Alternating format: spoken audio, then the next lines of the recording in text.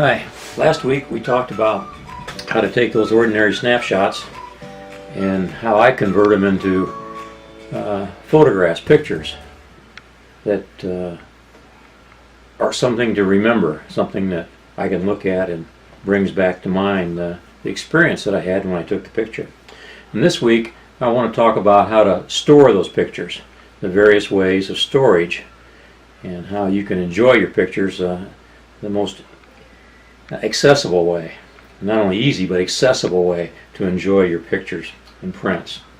I've made some notes here, so I'll kind of refer them to. Most people today, though, they take their picture on their iPhone or their Android phone, and that's where their pictures stay. You know, they may share them on things like Facebook, Instagram, or Picasso, or Google Photo, or something like that, but the pictures stay right here on that. And this is probably, in my estimation anyway, the least likable way to store photos. Another way is pads. This is happens to be a Kindle in this case. That's a good way to store them too. You get you a nice big picture when you look at them. But again, I don't think that's most desirable. Another way is your PC. As you can see back here, I have pictures on my PC. But the way most of us, if we're going to have a hard print, we store them like this.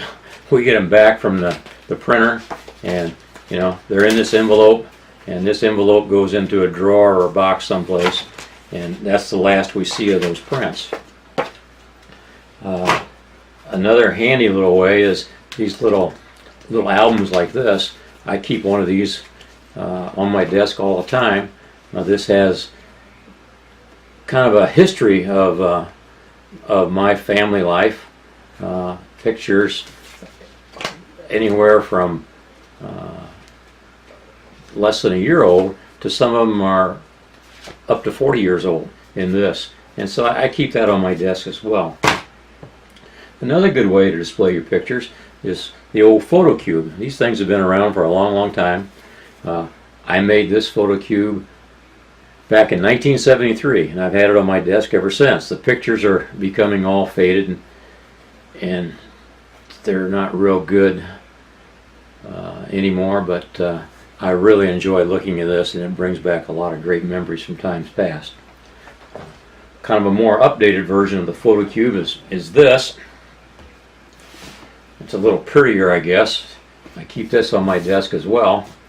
What's kind of neat about it is you open up the top, and it's got little albums in there where you can store more pictures. So that's kind of a neat little thing. A typical way to store pictures is in one of these albums. You know, you don't see this much anymore, but I have, probably 12, 15 of these things like this from over the years. These used to be real popular. When I was working before I retired, I worked in retailing, and at Christmas time we'd sell hundreds of these kind of albums, and they were very popular. But other than the picture itself, there's no information there. There's no place to write information. So if you want to, you got to write it on the back of the picture, and you take the picture out to read, gee, what was that? So these aren't real good. At least I don't think so. Another way is one of these craft albums like this. My daughter made this for us a few years back, and it's really neat. All kinds of crafty stuff in it, as you can see there. And this is a labor of love. It takes hours and hours to make one of these, and they're very expensive. The stuff inside is all the little letters and the frames and this sort of matting and stuff like this is very expensive. And I know she spent a lot of time and effort as well as a lot of money to make one of these. I would guess an album like this could easily cost $100 to make. One of my favorite ways, as you can see over here on the wall, are collages. I love to have collages. I have two there, and I've got two over here that you can't, well, three over here that you can't see. and I love the collage. That one there, that's probably 35 years old, that one on the bottom there, and I really enjoy that. Of course, another great way to store your photos is in frames. And I have several frames in the room. I counted them up before I started making this video. I have 19 pictures on the wall in this one room. I just love to have those pictures on the wall. Another great way, I don't know if you can see it or not, is canvas pictures. They make excellent way to frame an 8 by 10 or 11 by 14. Really a nice way to display your pictures. One of my favorite, and I showed you one of these before, are photo books. You can have these made at Sanpfish or Shutterfly, and they come in various sizes. They're not real inexpensive. A 8 by 8 like this runs about $30. A bigger one can run about $50. But both Sanpfish and Shutterfly have coupon deals continuously, and usually you can get these from anywhere from 40 to 70% off. So I just ordered a 8 by 8 of my Santa Fe trip that I showed you last week, and it had unlimited pages. I think I had 45 pages in that one, and with taxes, shipping, and everything, it was 29 bucks. So it made a nice photo book. These are real nice because you can not only put a lot of pictures in them, but you can have lots of descriptions of what the pictures are, what they mean, and this sort of thing. I really enjoy digging these out and looking at them. My daughter's been real good about making these for us. She made this Disney book. We all went to Disney a few years back, and as you can see, lots of writing in here explaining what we were doing, what we did on our trip, and the fun that we had. So this makes a nice way to keep your pictures. I have several of these. This is one of our grandkids when they were little. We really liked this one. So those are enjoyable. Here's one from kind of a history of my life together with my wife. It starts out, live, love, and laugh, with a picture there of the two of us. And this is all our years together, and we really enjoy this. So those are typical ways to store your photos.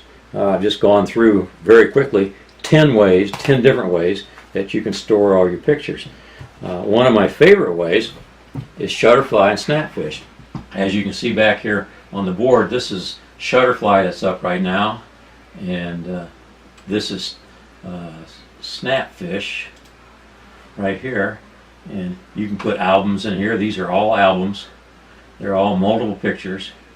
Let's see here if I can open this up. And you got photos. Whoops, and the finger on the wrong side of the mouse pad there. And you can open these photos up and to full size.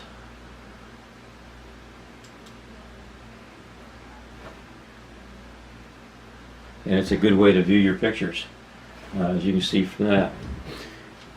The neat thing about Sanpfish and Shutterfly is that as you make these albums or make a photo book, you can send a link to family and friends, and then they can view it as well instantly on their PC. So it makes a good place to store your photos and albums. They also have, you can make, as well as photo books, you can make photo accessories like mugs, puzzles, calendars, all that kind of thing, cards, greeting cards, this sort of thing. What another neat feature on Shutterfly is that you can have a team site.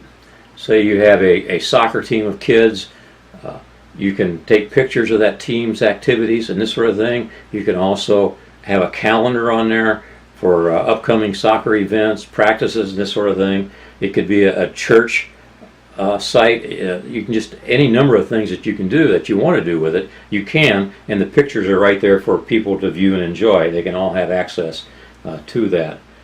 Of course, there's always Picasso, there's Google Photos. These are places to store photos as well. Picasso, they have a limited amount of editing you can do to your photo, but they don't have the capability to make the books and this sort of thing. Shutterfly, Sanpfish, they're free services unless you buy something. You have to sign up, put your web address, email address in there, and then come up with a password, and you can access that for free. One of the neat things that I do with that, for insurance purposes, we took a picture of everything in our house. We opened up all the cabinets, went around the house and took a movie and some stills as well of pictures of everything we have in the house, and we store them on Shutterfly and Sanpfish as well. I have it backed up on Sanpfish, and so if anything ever happens, I've got a photographic record for the insurance company of everything that was in the house. And so I think that would be a great benefit if you would be unfortunate enough to have a house fire or something like that. So, well, I hope you enjoy this photo or this video, and that you've learned a few things that you can do with Shutterfly and Sanpfish, and some other ideas on how you can store your photos and make them accessible so that you can see them and enjoy them instead of just having them stuck on a phone where you probably never really look at them much, or on an iPad or something like that. If you like this video and you want to see more, if you'll look in the lower right hand corner at the end of the video, there'll be a little icon of me. If you click on that, you can subscribe to my channel and you'll get notifications as to when my next video comes up. And I'm trying to do a video a week for you.